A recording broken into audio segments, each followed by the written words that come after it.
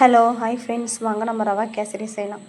First ஒரு பேனில் நெய் விட்டுட்டு ரவை நல்லா வறுத்து எடுத்துக்கலாம். கலர் மாறணும் கொஞ்சமாக. நல்லா வறுத்துட்டு ஒரு பிளேட்டில் மாற்றிக்கலாம்.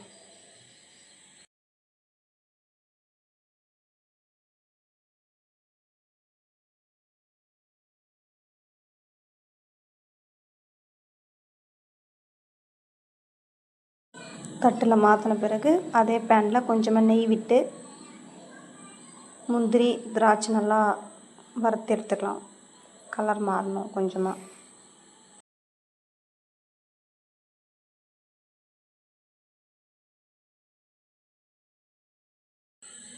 இப்போ அதே கடாயில் ஒரு டம்ளர் ரவைக்கு 3 டம்ளர் தண்ணி ஊற்றணும். ஊற்றிட்டு ஏலக்காய் தட்டி போட்டுக்கலாம். நல்லா கொதிக்கணும். நல்லா கொதிச்சிச்சு. இப்போ நம்ம வறுத்து வச்ச ரவை எடுத்து போடலாம். போட்டுட்டு நல்லா கை விடாமல் நல்லா கலரணும். கலந்துகிட்டே இருக்கணும்.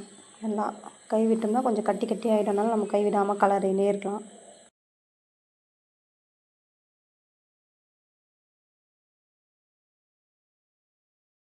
தட்டு போட்டு மூடி வைக்கலாம் கொஞ்சம் நேரம். இப்போ நம்ம கலர் ஊற்றிக்கலாம். நம்ம எல்லோ கலர் மிக்ஸ் பண்ணியிருக்கோம். உங்களுக்கு ஆரஞ்சு என்ன கலர் வேணுமோ அது போட்டுக்கலாம். கலர் போட்டு நல்லா மிக்ஸ் பண்ணிவிட்டு அப்புறம் சர்க்கரை போடணும்.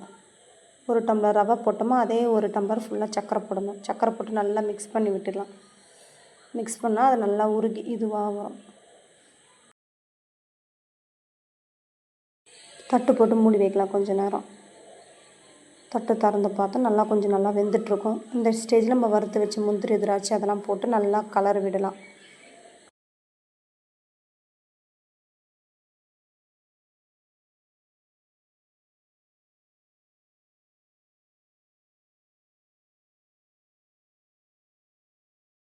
லாஸ்ட்டாக நெய் ஊற்றி நம்ம இறக்கிற வேண்டியதான். Okay, kesari ready.